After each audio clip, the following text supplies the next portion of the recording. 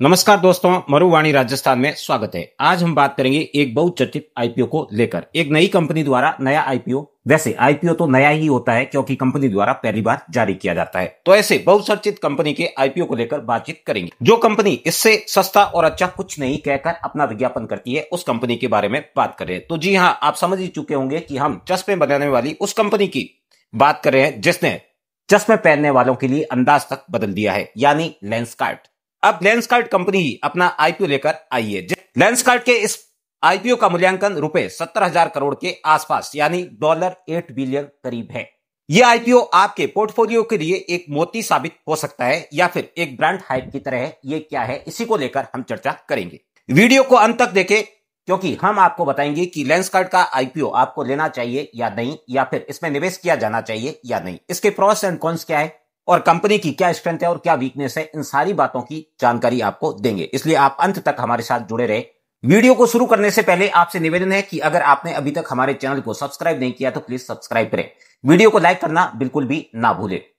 साथ ही एक बढ़िया सा कमेंट कर दीजिए कि आप लेंसकार्ट को लेकर क्या सोचते हैं। साल 2010 में दिल्ली की गलियों में रहने वाले पीयूष गोयल नाम के एक बालक ने सोचा कि भारत में चश्मा पहनने वालों की संख्या बहुत है, इसके बावजूद भी भारत में चश्मा इतना मुश्किल से क्यों मिलता है। लोगों की इस परेशानी और मुश्किल को समझते हुए उन्होंने एक ऑनलाइन पोर्टल की शुरुआत की जिसे हम लेंसकार्ट के नाम से जानते हैं। अपनी शुरुआत के 15 साल बाद आज ये पोर्टल भारत का सबसे बड़ा आईवियर ब्रांड बन गया है। मजेदार बात यह है कि वर्तमान में ये भारत के साथ दुनिया के कई अन्य देशों में भी काम कर रहा है। आज भारत में इसके लगभग 2000 से ज्यादा स्टोर्स खुल चुके हैं। लेंसकार्ट ने भारत में चश्मे को एक फैशन आइटम बना दिया है। अब लोग सिर्फ नंबर वाला चश्मा नहीं बल्कि स्टाइल फ्रेम वाला भी चश्मा पहनते हैं। इस कंपनी ने विज्ञापन के जरिए लोगों को फैशन के लिए चश्मे पहनने के लिए भी उत्साहित किया है। यही कंपनी अब आईपीओ लेकर आ रही है। तो आपको आईपीओ की मुख्य जानकारी दे देते हैं। आईपीओ खुलने की तारीख 31 अक्टूबर 2025 बताई गई है, वहीं बंद होने की तारीख 4 नवंबर 2025 है। आईपीओ का प्राइस बैंड 382 रुपए से लेकर 402 रुपए प्रति शेयर है। इश्यू साइज 2150 करोड़ रुपए फ्रेश इश्यू, जिसमें ओएफएस मौजूदा निवेशकों की बिक्री भी सम्मिलित है। साथ ही लॉट साइज की बात करें तो 37 शेयर आपको खरीदना होगा। अनुमानित वैल्यूएशन $8 बिलियन के आसपास है, जो भारतीय मुद्रा में करीब 70,000 करोड़ रुपए होता है। कंपनी द्वारा आईपीओ लाने का उद्देश्य विस्तार किया जाना, टेक्नोलॉजी और निवेश के साथ ऋणों को घटाना है।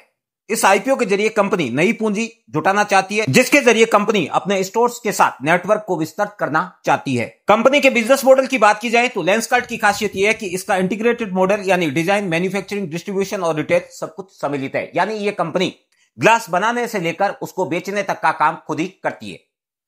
मैन्युफैक्चरिंग के लिए कंपनी का अपना खुद का प्रोडक्शन प्लांट है जो गुजरात में है और वर्तमान में राजस्थान प्लांट पर भी काम चल रहा है। कंपनी तेजी से मैन्युफैक्चरिंग बढ़ा रही है क्योंकि मांग में जैसे ही वृद्धि होती है वैसे ही कंपनी अपने यूनिट में विस्तार किए जा रही है। ऑनलाइन प्लेटफॉर्म के जरिए ये चश्मे बेचने का काम करती है, जिसमें लेंसकार्ट ऐप सम्मिलित है और इसके अलावा कुछ अन्य प्लेटफॉर्म पर भी लेंसकार्ट के चश्मे उपलब्ध है। वहीं ऑफलाइन स्टोर्स की बात की जाए तो कंपनी के 2000 से ज्यादा स्टोर्स भारत में उपलब्ध है। इसके साथ विश्व के अन्य देशों में भी कई स्टोर्स हैं।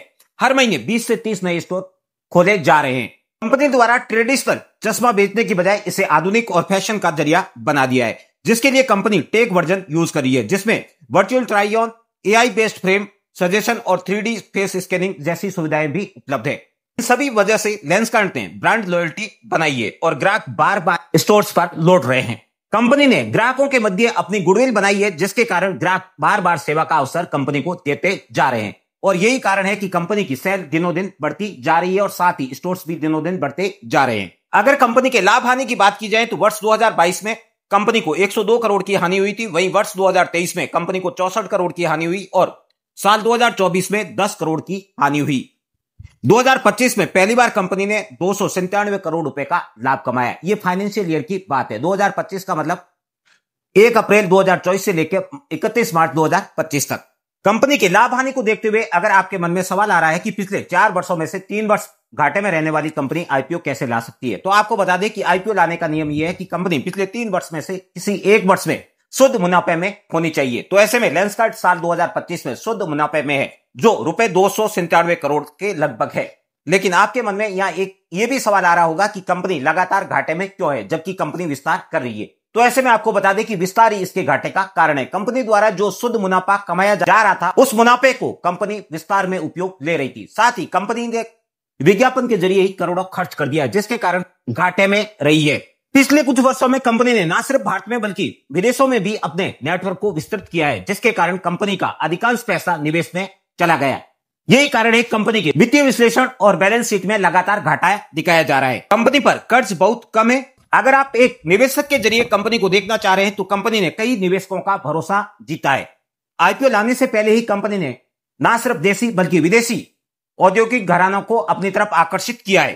कंपनी पर देश और दुनिया के बड़े औद्योगिक घरानों ने विश्वास करते हुए आईपीओ से पहले ही निवेश किया है, जो इसकी गुडविल को दर्शाता है। कंपनी में निवेश करने वाले कुछ दिग्गज नाम इस प्रकार है।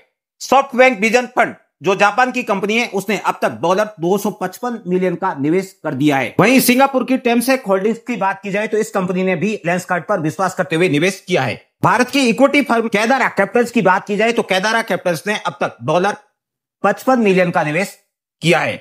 वहीं भारत के सबसे जाने माने उद्योगपति रतन टाटा ने शुरुआत में इस कंपनी में 10 लाख रुपए का निवेश किया था।